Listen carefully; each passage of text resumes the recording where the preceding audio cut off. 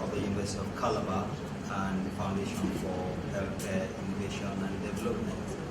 So I'll be talking to you about chronic care model for non-communicable diseases.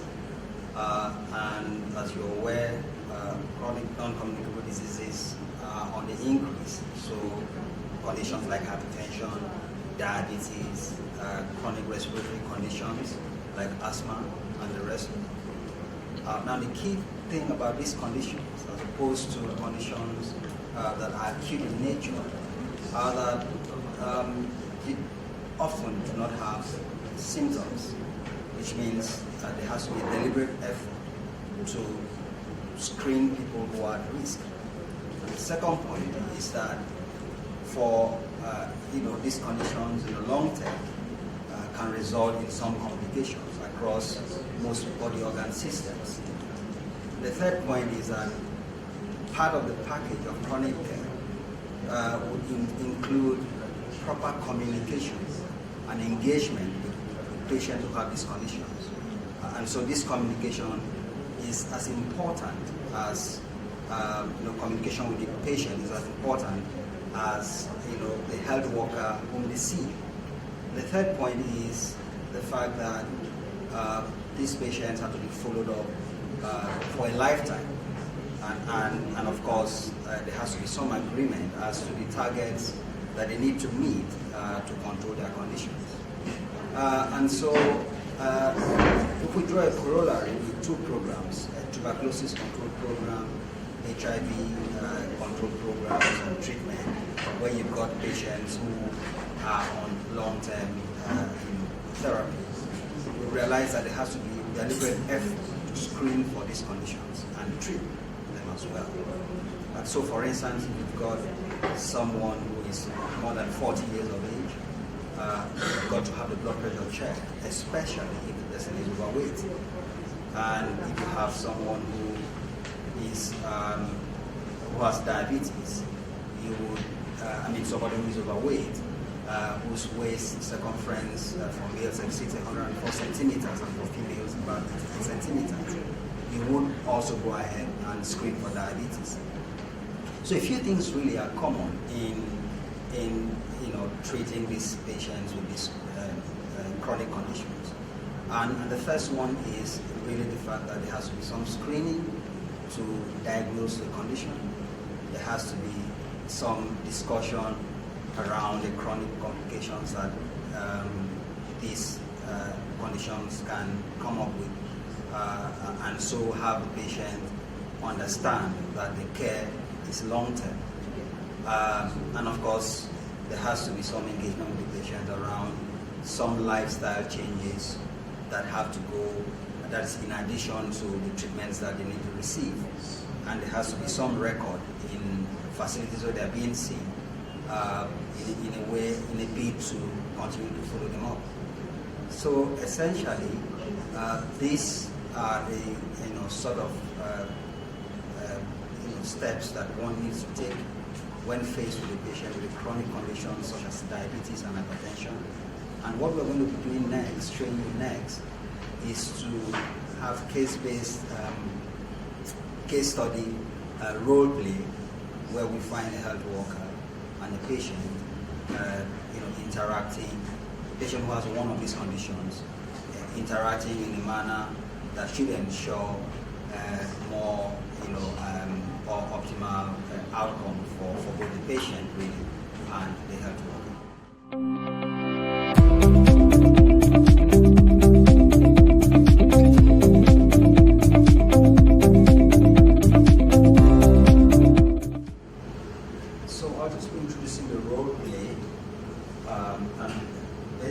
How the trainings run is you've got a group of say 21 and you have them to the role play in threes. So in a class of 21 you have about 7 groups taking turns on the role.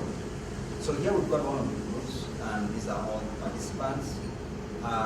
So we've got the observer to my right, to my left, and all of them are basically health workers, but they're playing these roles. To my left, the observer, and we've got another health worker as acting as patient, and the other health worker acting as the role of a health worker, so in this case a nurse. And so what you're about to see is exactly how this plays out in this sort of training that we run. So the observer basically does this with the help of the desk guy, just to be able to put things in context. Okay, so Mrs. Moses, now that we're finished taking care of the problem with your arm, there are other things I would like to discuss with you. So earlier on when you came into the clinic, you remember your blood pressure was checked? Yes, it was. I remember that. Okay, and then when you came in again, I repeated the blood pressure. Yes, I noticed that. Okay, so on the two times that we did your blood pressure, we noticed that it was a little higher than normal. Okay, we got 145/90, which is a little high. Hey, that's high. Hey, what does that mean? Okay, well, usually we want your blood pressure to be less than 140/90. So even if it's high, even though it's high, it's just a little above, what we are expecting from you. Am I going to die? Well, I don't want you to be worried. We're going to have a talk. That's why you're here with us. We're going to take care of you properly. So before we start talking, I wanted to ask you a few questions. Okay?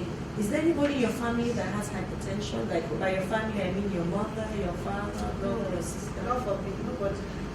Okay. What about diabetes? Does anybody have diabetes? No, it's not in my family. Nothing like that. Okay. What about kidney disease? Nothing. We are okay, my family. Okay. Have you had any children? Yes, I have 4 children. Okay, so during pregnancy, have you noticed any high blood? Have you complained about that your blood pressure was high during any pregnancy? No problem throughout pregnancy. I delivered all of them myself. No problem. Okay, so also, have you ever been told at any time that your blood pressure was high, maybe you were done somewhere? And one time when they stole my money after market day, it just went off small. But after that time, it was okay. Okay, have you also checked your blood sugar? Has it been any time that your blood sugar was high? No sugar, no sugar problem. Okay, now I would like to ask you a few questions about your lifestyle. Okay, do you take What is lifestyle? Okay, that's like the way you live your life normally, just regular things. I'll ask you just a few simple questions. Okay. So do you take alcohol? Once in a while, maybe at parties, not regular. Okay, that's okay. And what about smoking? Do you take tobacco in any form, maybe smoking or taking snuff or chewing tobacco? No, I don't. Okay. And what about exercise? Do you do any exercise? Do you live an active lifestyle? Do you particularly any physical activity? I go to the market every day by 6 and 7. That's hustling up and down. That was exercise to me. Okay, well, what exactly do you do in the market? I go and buy my market from the main market, bring it down to where I sell, and I'm hustling, calling market people to come and buy from morning till night. Okay, so if I understand, you sit down a lot of the time. Most of the time I'm sitting down. What about your diet? Do you take lots of what kind of common foods do you eat in your diet? Oh, I take a lot of apple, gari, pounded yam. I like all those swallows. It will help me to do my business very well. Okay, so there are some things we need to do for you. Now that we've seen your blood pressure is a little high and some of the risk factors some of the things we've talked about. I'm happy you don't smoke. So now that you've told me you don't smoke, I don't want you to start. Don't take tobacco anymore. Is that okay? And anything that will make sure that I don't die. I have 4 children. I have to be alive to take care of them. We're here to take care of you. So what about the alcohol? I know you said you just take little occasionally. I would still like you to reduce your alcohol. So if you to make me alive to take care of my children, I'm ready. Anything you tell me to do, I will go and I will do it. Okay, I'm happy to hear that. Now, with regards to the exercise, I would like you to start some exercise, some type of exercise. I don't expect you to go to the gym or go register for some exercise, but there are simple things you can do. Okay. Now, while maybe you have to start getting physically active, maybe take a walk, brisk walking for about 30 minutes. Maybe after you close from shop, is that possible? Sorry, which one is brisk? I don't understand. That English is much for me. Okay, so you can, I would like you to walk a little bit, more actively. Instead of just taking a stroll, I want you Okay, I should be to walk for walking 30 fast, minutes. like, Yes. okay. So if we do that for 5 days in a week, I think that's okay for us. We can maintain our good So every health. day I should be walking like that fast. For how many minutes? About 30 minutes is okay. Okay. Even inside the market, I can just walk. Perfect. Okay. Is that something you think I you can can do that one, doctor. I can do that one. Okay. Now you told me about your diet. You like to take a lot of heavy carbohydrates like I need pounded that yam. energy to do my business so that I will be able to sell market very well. Okay, well, it's good. I realize that you need some energy, but you can also get energy from other foods. Okay, we need you to lose some weight. Remember, I told you that we found out that your blood pressure was a little high, and you're a little on the obese side. Your waist circumference that we checked was a little high, so we need to actually cut down on our So food. I'm fat. I mean, that's what you're saying. Yes, I'm a fat. little. So I need to calm down. Yes, we do need to calm down. So I want you to reduce the amount of carbohydrates that you take. Take more vegetables. Do you like taking vegetables? I eat vegetable a lot. What about fruits? Do you like taking fruits? Doctor, that one is the hard one. Fruits, I don't eat. I feel it's to involve people's food. No, fruits are very available in the market. They're abundant in the market. So since you're even in the market, it avails you the opportunity. I want you to take lots of fruits. Every day, make sure you take some fruits and vegetables. And then you cut down on the carbohydrates you take. Let's say you want to take some pounded yam. Instead of the large amount you used to take, maybe cut it into two and then fill up on vegetables. You still be full and healthy enough to do your activities. So before I can eat 2 wraps of pounded yam, so I should reduce it to 1. Yes. Okay. And this fruit, is it any fruit I like? I can just buy. Is there a particular one I should use? No, for now I think you can take off fruits. Okay. So is that something you'd be willing to do? Yeah, I can do it. Doctor, you said all these things to make this BP. I don't want to die. You said to make it come down. Okay. It will help you. Okay. Now coming to your diet, do you like taking a lot of salt? We eat salt very well in the house. Even sometimes when I buy food in the market, I used to add extra salt. Okay, so we need to cut down on the salt. Okay, it's not that the food is not going to be tasty, but we need to cut down on the amount of salt. Even when we cook and you feel the salt, the food is not so salty, I wouldn't advise you to add salt on the table. And this diet, you make sure the rest of the family does the same. It will just make it easier for you. Okay? Okay, I understand. To reduce salt, I understand. What about oil? Do you like to take a lot of oil? No, I like oil food. From where I come from, oil must be on top for the food to be sweet. But I hear say red oil, palm oil is better. So I eat a lot of palm oil. I don't eat too much granola. Is it okay? No, both palm oil and vegetable oil have their own issues. So I want you to be moderate. It's not that everyone going to use oil, but just use a little at a time. I don't want you to take lots of oil. You're going to have to cut down lots of oily foods. What about meat? Do you take lots of meat and offals? I'm the expert in that one. We call it orishirishi. I take all those things. That one too is bad. Well, we are going to have to cut down on them. I would like you to take more fish and chicken, maybe without the skin. That will help you a lot. Now I understand that these things may be difficult. You read my mind. There are many things. You say I should stop this, stop that. How can only me do all these things? I know I want to live, but how will I do all these things? Yes, I know they can be difficult, but after we start a little, just one step at a time, and after a while, you get used to it. The important thing to know is that this is important for your health. There are many complications that can come up when we don't handle our blood pressure. As I didn't explain to you earlier on, blood pressure means the pressure. I don't know when you hear about pressure that your heart uses to pump blood around your body. If it's too high, you can have some complications like stroke, like heart attack. Yeah, I've heard that stroke before. My neighbor, Baba Nkechi, he had it too. I know, I've heard of stroke. So you see, did you like how you saw him? No, they were carrying him everywhere. I don't want. No, it's not my posture. I'm happy. So you're motivated to do what we want you to do. I will do it too. I don't want to experience that at all. So we want you to do this for about 3 months. Do you think it's something you can, just start little at a time, the exercise, the diet, the cutting down on the alcohol, doing it for about 3 months, then you come back again and we'll check your blood pressure and we'll see how well you're doing. Is it possible? What I will try.